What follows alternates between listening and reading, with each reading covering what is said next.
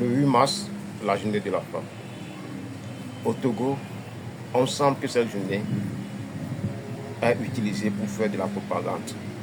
Quand on parle du 8 mars, c'est une journée où on parle des droits des femmes, où on parle des devoirs de la femme.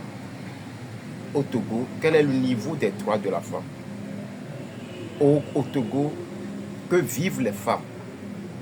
Cette journée de 8 mars, par rapport au vécu quotidien de nos mères, nous pensons que ça doit être une journée de réflexion pour les femmes. Et surtout, par rapport à ces dernières années où nos mamans, nos soeurs, nos femmes ont été victimes d'une série de chantiers de marché, où d'un beau jour, les femmes qui ont pris toutes des années pour construire quelque chose pour pouvoir sortir leur tête du trou, tout disparaît dans un feu.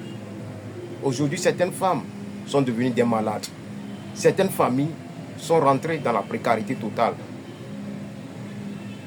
Le 8 mars, là, soit une journée pour ces femmes-là, de hausser le ton pour interpeller les gouvernants par rapport à la manière dont on gère les marchés.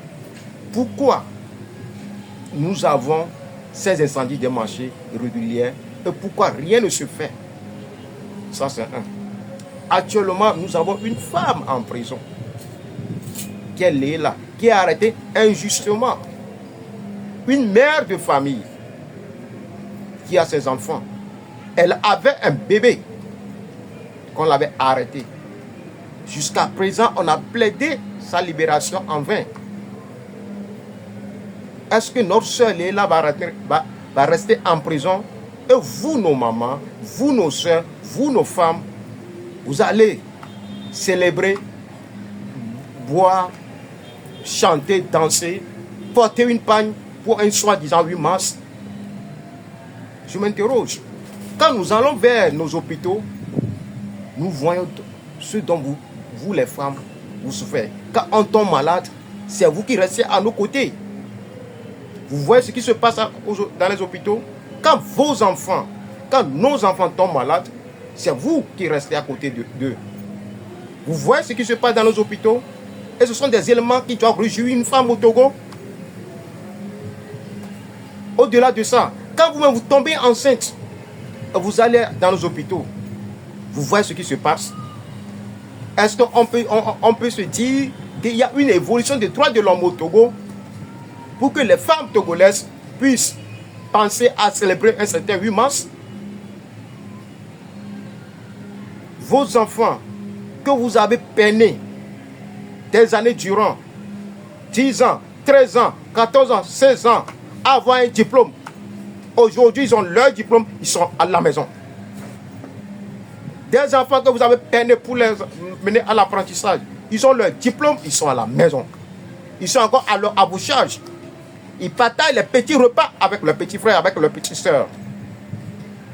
Quand vous tombez malade, nous, vos enfants, nous n'arrivons pas à vous acheter des médicaments. Que vaut alors le 8 mars au Togo? Je pense, au lieu de penser au 8 mars, moi, je lance un appel solennel à des femmes togolaises. Le 23 mars, il va falloir que toutes les femmes du Togo se lèvent contre cette 5e République qui est devenue un monstre qui tue les Togolais, qui tue les femmes togolaises. Parce qu'on a mis une gouvernance en place qui ne fait que faire la promotion d'une minorité où cette gouvernance tue le temps de vie de la minorité, de la majorité dont vous les femmes vous faites partie. Donc le 23 mars, nous avons un grand meeting national pour dire à Fonya Sigbe que nos mots quotidiens, ce n'est pas un fameux régime alimentaire. Nos mots quotidiens, ce n'est pas une question de 5e République.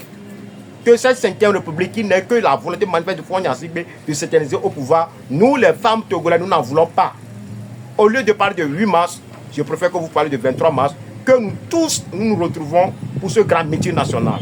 Merci.